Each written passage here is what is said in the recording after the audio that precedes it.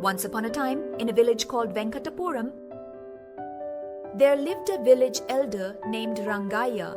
He would always resolve the problems faced by the villagers with his wisdom, providing the right judgments and alleviating their hardships. His wife passed away when their children were young. He had a son and a daughter. The son's name was Srikanth and the daughter's name was Pallavi. He educated both of them in the city and arranged their marriages. Both of them settled in the city with their respective families.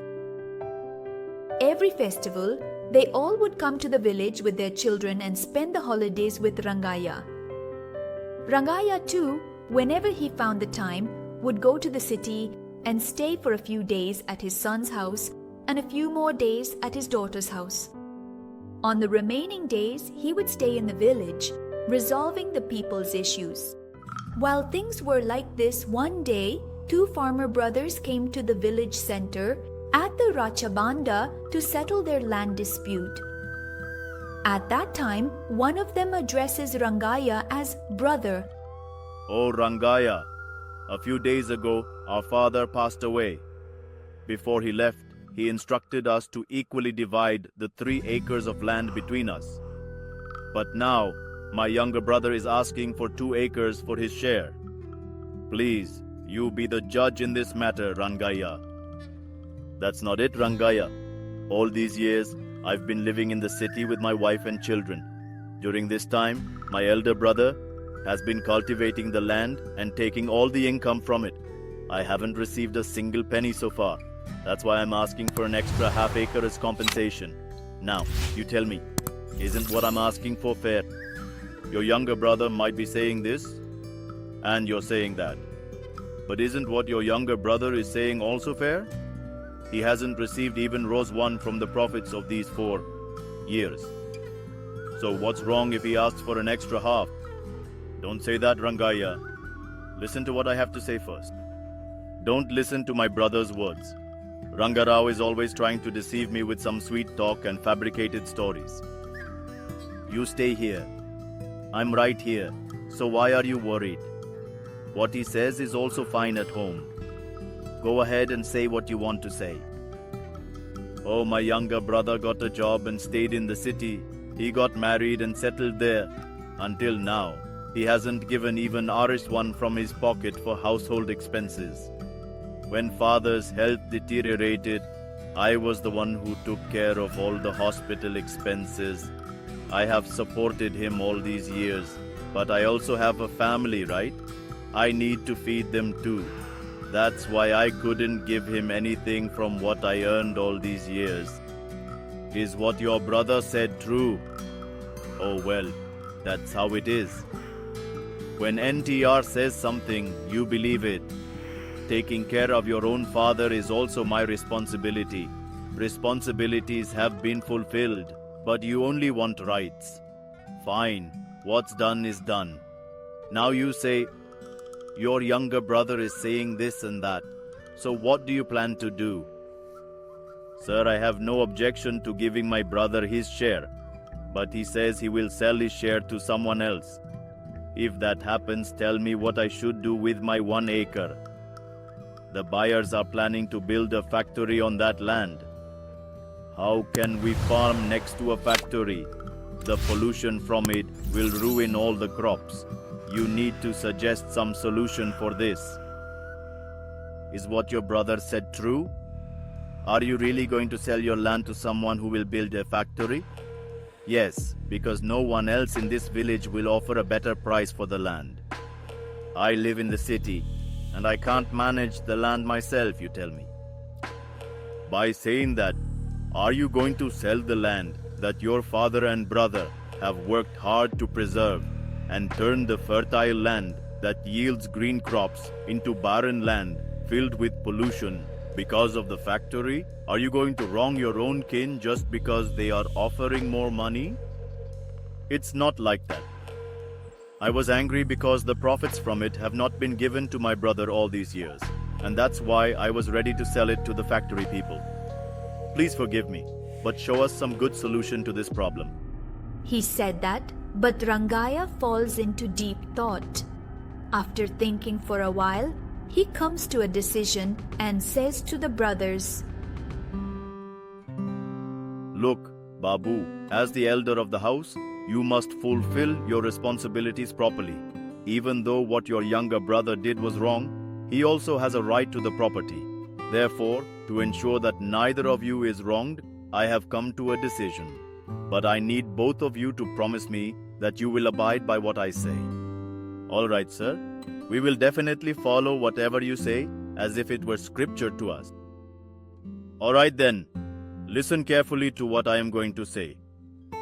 Look, from now on, you should continue to cultivate the entire 3-acre field, as you have been doing. But since half of it belongs to your brother, you must share the profits equally with him. Also, since you have not helped your family while living in the city, you must bear half of the investment costs needed for the field for your brother.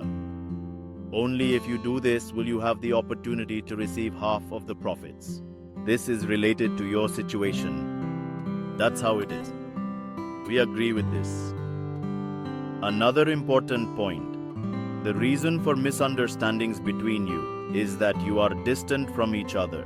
So your brotherly bond should be an example for others from now on. Therefore, for every festival, you should come to your brother's house with your family. Spend all the holidays here and take the profit from his field when you leave. Similarly, whenever possible, you should also visit the city with your family. You should spend a few days with your younger brother. Only then will your bond remain unbroken, and you will be happy for a long time. When you are like that, there will be no misunderstandings between us. Yes, sir, we will do as you said. We are very grateful to you for providing a solution to our problem. Now please allow me to take leave. Saying this, the two brothers happily and joyfully return back to their beloved home. Then, looking at them, Rangaiah thinks to himself like this. At last, the brothers have reunited. That is my happiness. But seeing them somehow reminds me of my own children. It's been a long time since I met them. I should find an opportunity to visit them, spend a few days with both of them, and come back. But why am I waiting for an opportunity to meet my children? I will set out tomorrow itself. Thinking this, Rangaiah also goes back to his home. The next morning, very early and bright, he sets off from the village in his trusty car. Thus, the cars reach the house of his son Shrikant, who lives in the city. Karthik goes to the doorstep and rings the doorbell, but no one opens the door. After a while, he rings the doorbell again. When there is still no response from inside, he knocks on the door firmly with his hand. Then the door opens immediately. At that moment, Rangaiah thinks to himself like this.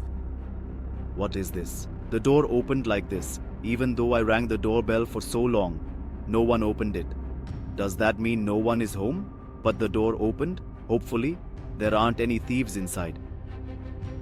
Thinking this, Rangaiah carefully picks up a stick lying nearby and slowly goes inside the house.